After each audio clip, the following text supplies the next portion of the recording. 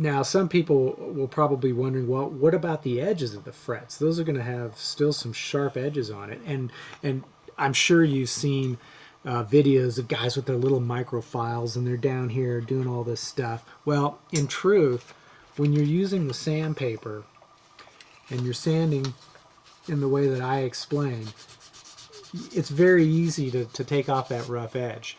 And because you're going to be going from 400 to 600 grit, you will automatically round out that edge anyway. So I really wouldn't worry about getting files out and doing that. It's just increasing the risk of damaging your fretboard anyways. But try it. You know, you may find that the edge still is a little too sharp for you and you want to go back and get it really rounded, and that would just depend on personal preference. But I find that as I'm sanding out the tool marks, I'm automatically softening the edges at the end of each fret wire. Now, once I've finished sanding with the 400 grit or the 600 grit, I'm ready to polish. And the reason I will polish after 600 grit is because I use a machine buffing wheel and some polishing compound, the stick polishing compound, and then I just simply buff it out and it comes to a nice shine. If you don't have a buffing wheel, what you can do is you can continue sanding up to about 1500 grit and then use a clean cloth with just a little bit of rubbing compound, and then, you know, again, you'll want to either mask off or use your little brass fretboard protector and then just polish out each individual fret. It's going to take you a little bit of time to do it, but it's worth the extra step to have a nice smooth and shiny surface. Another technique is to use one of those little rotary moto tools like a Dremel. You can attach a small buffing wheel to it, and then using a moderate amount of speed and some polishing compound, just polish back and forth across it, and you'll get that mirror shine that you're looking for.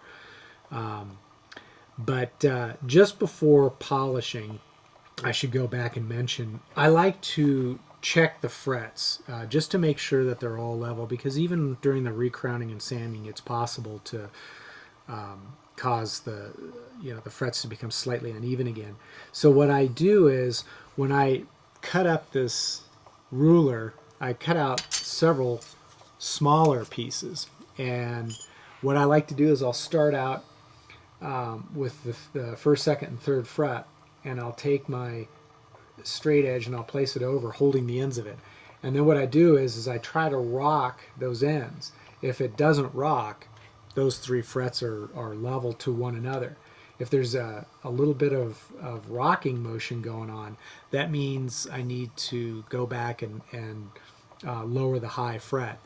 Now, they don't always pose a problem the entire length. So what I do is I check each edge and then the center and maybe a couple of places in between, because you can actually have just a high spot case, and there is a high spot there. What I'll do is I'll go back and I'll just work that area to bring it down to where it will stop causing the straight edge to rock. And then I just keep moving 3 frets at a time all the way down the fretboard, going from edge to middle to edge to middle to edge, all the way down. Then as the frets start to get closer together, and then this is too long to use, I switch to one of the shorter ones, and I'll continue working that way until I get all the way down to the end and I've got my smallest one. Once I'm happy that I've got them all to the exact height, and if I've had to retouch with the crowning file, I'll have to go back and do the 600 or the 400 and then the 600 grit paper. Then I'm ready to polish, and at that point, hitting it with the buffing machine will get it nice and shiny and smooth, will give us a nice, clean, smooth edge that won't slice up our fingers. So that's basically all there is to it. Like I said, it can get much more complicated than that, depending on the type of fretboard you have. For example, some people prefer a cone or conical shaped fretboard that starts out at one radius at one end and finishes with a different radius, and that requires some different techniques for getting the frets leveled the way they should be. But then at that point, if you've done everything correctly and you get your actions set up once you've strung up the guitar, and then readjusted the truss rod to give yourself the right amount of back bow, or leveled it out, you should have an instrument that will play comfortably and without any buzzing.